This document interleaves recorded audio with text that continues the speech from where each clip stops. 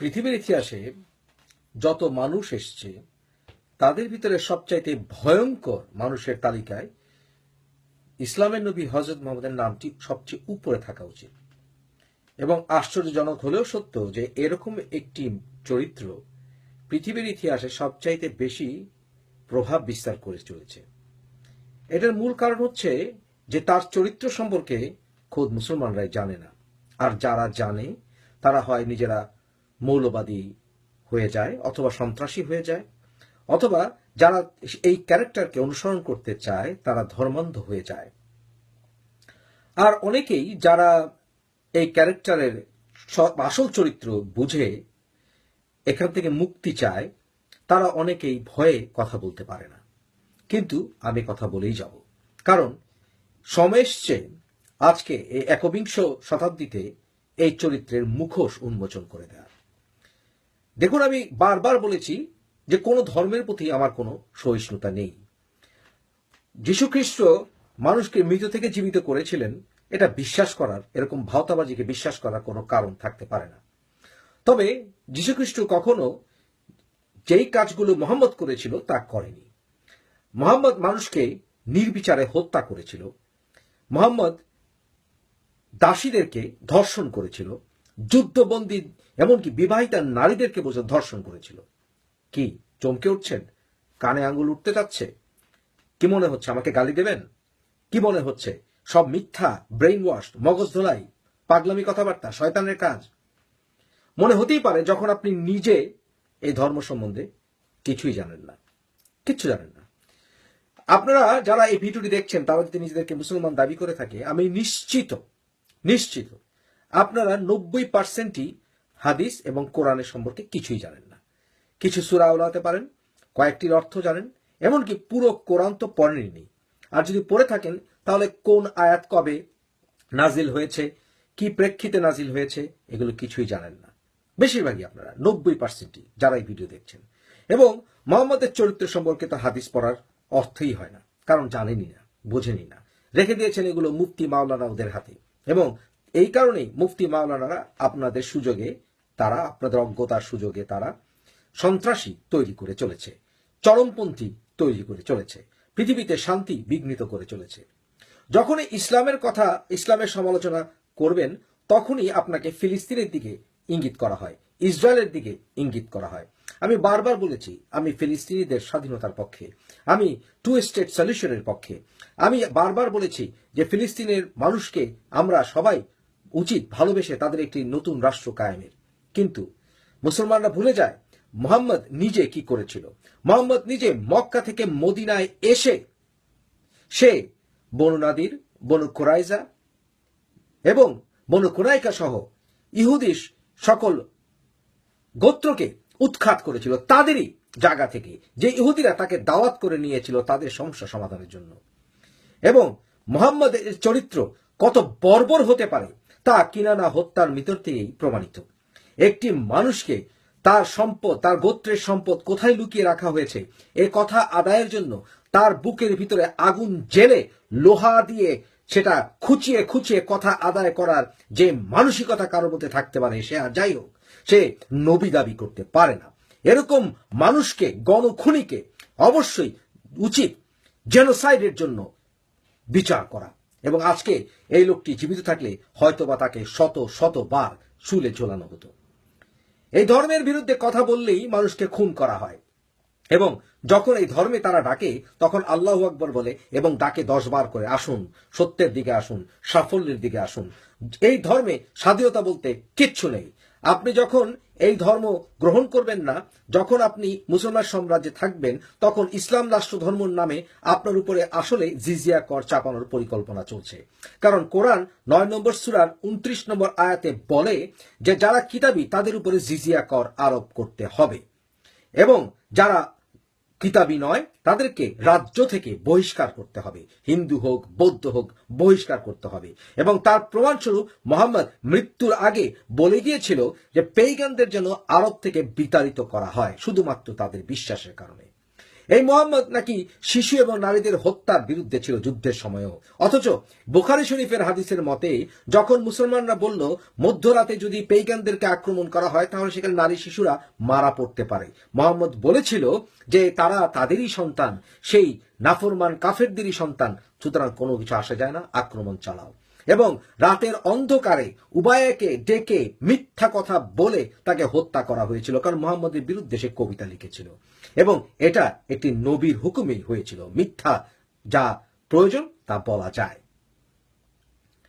এবং এই মুহাম্মদের চরিত্র, সে গিফট পেয়েছিল, দাসীর গিফট। মারিয়াম নামে একটি দাসীকে সে সেই ইজিপ্টের শাসকের কাছ থেকে উপঢৌকন হিসাবে, উপহার হিসাবে পেয়েছিল। এই দাসীর কোনো অধিকার ছিল না মুহাম্মদকে না বলার। মাত্র টিনেজার একটি মেয়ে, মুহাম্মদ তখন বুড়া। তখন এই বুড়া তাকে রাত দিন তার সাথে সেক্স করত এবং সে মৃত্যুর আগে তাকে একটি পুত্র সন্তান দিয়েছিল, যে পুত্র সন্তান ইব্রাহিম বাঁচেনি, কারণ মুহাম্মদের শরীরে প্রায় 4 বছর বিষক্রিয়া কাজ করত। বিশ্বাস হয় না? চমকে উঠছেন?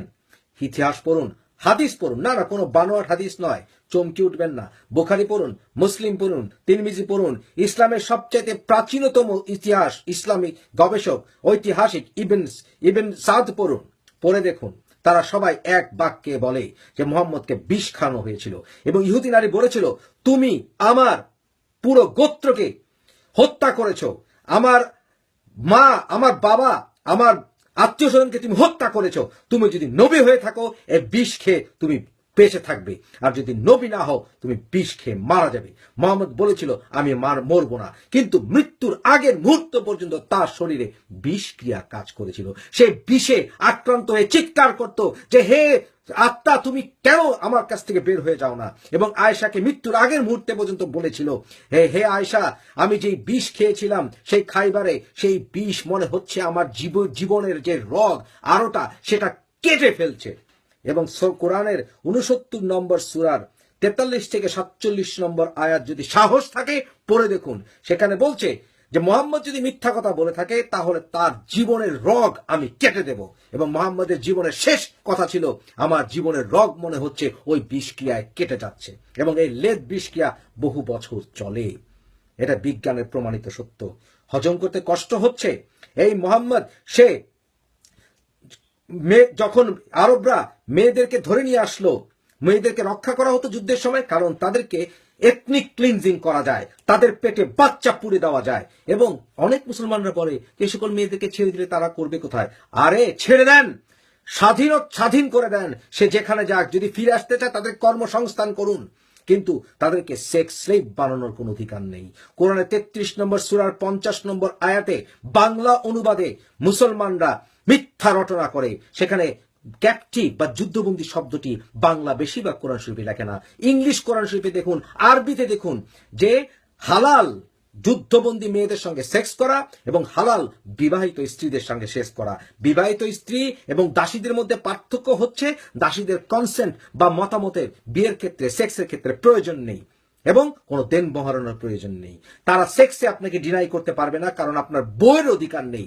আনাসের হাদিস, আবু হুরায়রা হাদিস মতে তা আপনার বইয়ের অধিকার নেই আপনাকে সেক্স ডিনাই করা। সেক্ষেত্রে দাসী সেক্স ডিনাই করবে। এবং এই দাসী, মুহাম্মদের 4টি দাসী ছিল, তার নিজের বউ পর্যন্ত তাকে দাসী উপহার দিয়েছিল। জানতেন কি? জেনে নিন। এই হচ্ছে তার চরিত্র। এরকম মানুষকে যদি নবী মানতে হয়, আর যেই হোক আমি মানব না। এবং যুক্তি যদি না খাটাতে বলেন, শুধু বলে যান চিৎকার করে সে শ্রেষ্ঠ মানুষ ছিল, আমি মুফাসসিল ইসলাম অন্তত মানব না। এখন ব্রেইন ওয়াশ কারা? আপনারা না আমরা, যারা বলি এরকম গার্বেজ ধর্মে বিশ্বাস করলে মানবিকতা খুন করা হবে? অনেকে বলে মুফাসসিল সাহেব আপনি তো এখন মদ খাওয়া, গাঁজা খাওয়া, আপনার ইচ্ছা মতো নারী সঙ্গম করা আপনার জন্য হালাল হয়ে যাবে, শুকরের মাংস খাওয়া না। মরালিটি বলতে সাধারণ মানুষের একটি বিবেক আছে। এবং বর্তমানে নাস্তিক দেশগুলোতেই মুসলমানরা দলে দলে যাচ্ছে তাদের মানবিকতার কারণে, তাদের শেল্টার পাওয়ার কারণে। আমার কালচারও তো আছে। আমার কালচার বলে যে আমি এই কালচারে, যে কালচার শুকর খেতেই হবে এমন কোনো কথা নেই। আমার কালচার বলে আমি বদমাশি করব না। আমার বিবেক বলে আমি একটি প্রজাপতি হত্যা করব না, পৃথিবীতে তাহলে প্রজাপতি বাঁচত না, কারণ কোটি কোটি মানুষ আছে যারা কিনা নাস্তিক, তারা কি সব প্রজাপতি হত্যা করেছে? জোর করে মুসলমান বানানোর রেকর্ড পৃথিবীতে মুসলমানদেরই সবচেয়ে বেশি, এবং মুসলমানরা সেই মধ্যে তৈমুর লং নিজে যে কিনা দাসীর পেটে জন্মেছিল, সেই তৈমুর লং এক রাতে 90,000 হিন্দু হত্যা করেছিল। যারা নাস্তিক বলে যে নাস্তিকতা খুন করা শেখায়, তাদের কাছে প্রশ্ন, স্টালিন প্রচার করতে চেয়েছিল কমিউনিজম, সোশ্যালিজম, নাস্তিকতাবাদ ছিল তার একটি অংশ, কিন্তু যারা ইসলামের নামে, ধর্মের নামে, হিন্দুইজমের নামে, বৌদ্ধিজমের নামে যারা প্রচার চালায়, তাদের মূল লক্ষ্য থাকে তাদের ধর্ম প্রতিষ্ঠা করা। খ্রিস্টানরা এটা করেছিল দক্ষিণ আমেরিকায়, অস্ট্রেলিয়ায়, মুসলমানরা এটা করেছে ভারতবর্ষে, পৃথিবীর আনাচে কানাচে, কারণ তাদের মূল লক্ষ্য থাকে আল্লাহর আইন প্রতিষ্ঠা করা। নাস্তিকতার কোনো আইন নেই। নাস্তিকতা আছে আপনি আপনার যা সমাজে ভালো তার থেকে বিচার করে, গণতন্ত্র আছে, গণতন্ত্রের মাধ্যমে আইন প্রণয়ন করুন। সুতরাং এরকম একটি বর্বর পিশাচ মানুষকে আপনার নবী মানলে মানুন, আমি অন্তত মানব না। আপনারা আল্লাহ আকবার বলবেন, কোরআনকে যত মিষ্টি শব্দ দিয়ে প্রচার করার চেষ্টা করবেন, তত এর গার্বেজ আমি তুলে ধরব। কারণ পৃথিবীতে এত ঘৃণাকারী মানুষ, ধর্মের নামে মিথ্যা অপবাদ রটনাকারী মানুষ পৃথিবীতে আর কোনো ধর্মে অন্তত বর্তমানে নেই। যারা জেনে শুনে কাবা ঘরের প্রোফাইল পিকচার রেখে মিথ্যা রটনা করে, যারা মানুষে মানুষে ঘৃণা প্রচার করে, যে মোহাম্মদ কোরআন শরীফে 5 নম্বর সূরার 13 নম্বর আয়াতে বলে পৃথিবীতে সমস্ত ইহুদিরা সমস্ত ট্রেশারাস শয়তান এবং তাদের ভিতরে 2-1 ভালো মানুষ, এরকম ঘৃণা যারা ছড়ায়, যে মোহাম্মদ শাহী বুখারীতে বলে যে পৃথিবীতে এমন একটি সিচুয়েশন আসবে যেখানে কিনা পাথরের পিছনে শেষ ইহুদি থাকবে এবং পাথর বলবে একে খুন করো। এরকম জঘন্য কমিউনাল রিলিজিয়ন, ফ্যাসিস্ট রিলিজিয়নের অন্তত বিশ্বাস করার কোনো কারণ আমার নেই। আপনি যদি ইসলাম ধর্মে বিশ্বাস করে থাকেন তাহলে কানে হয় তলু দিয়ে আছেন, নাহলে ঘোড়ার ডিম এই ধর্মের কিছুই জানেন না এবং বুঝেনও না, এবং নিজেকে এটা বোঝার করার চেষ্টা করার সাহসই আপনার নেই।